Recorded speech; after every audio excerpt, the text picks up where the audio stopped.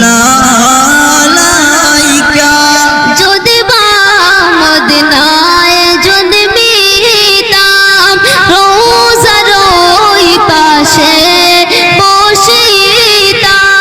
চুমিতাম রোজার দুয়ারে জনমের আশা অন্তরে ইয়া নবী সালাম আলাইকা